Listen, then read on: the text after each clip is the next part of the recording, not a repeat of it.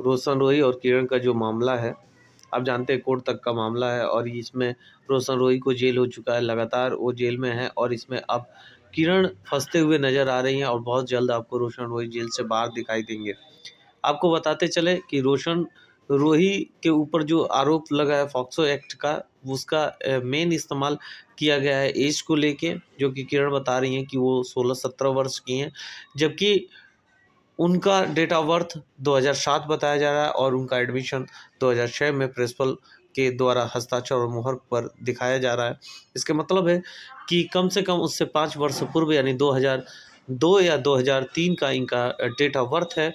इससे POCSO act हट जाएगा और पॉक्सो एक्ट कभी आधार कार्ड के हिसाब से नहीं लगेगा।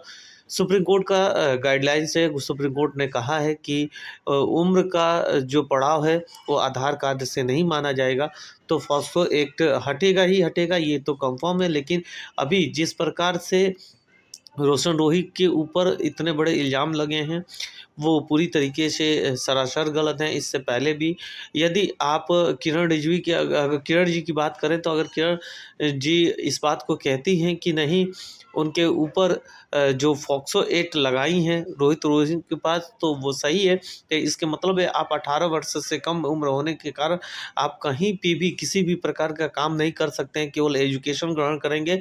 ये हमारी भारतीय सरकार द्वारा नियम बनाया गया है बच्चों को लेके। तो अगर आप 16-17 वर्ष की हैं तो आप नाबालिग हैं और नाबालिग होने के कारण आपको एजुकेशन में प्रभाव ना हो, इसके लिए आप किसी भी प्रकार का फ़िल्म में काम नहीं कर सकती हैं। यदि आपका फ़िल्म में काम होता है या आपकी शादी होती है, तो दोनों पे कार्रवाई आपके माँ-बाप पे होगी।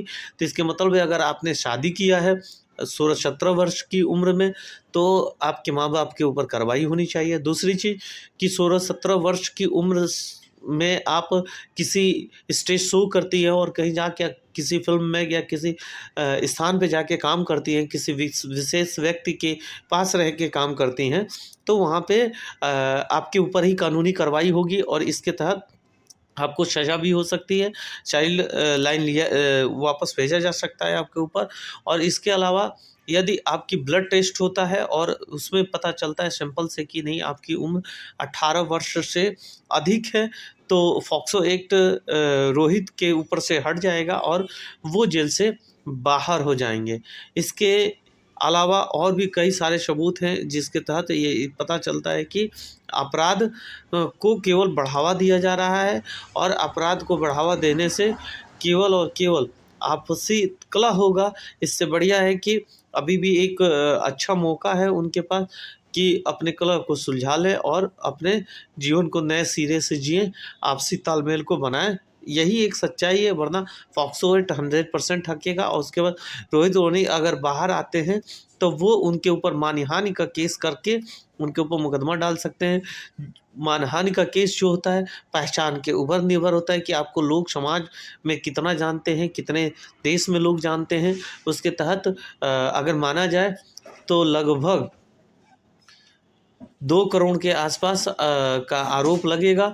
तो ये बहुत बड़ा एक कारण हो सकता है और इतना अगर रोहित अगर केस दायर करते हैं तो कहीं से भी वो नहीं भर पाएंगे और इनको उल्टा जेल का सज़ा और सलाखों के पीछे जाना पड़ेगा। तो अधिक से अधिक वीडियो शेयर करें कि ताकि ये लोग आपस में कंप्रोमाइज़ करें और अपने जीवन को नए सिरे से जिएँ।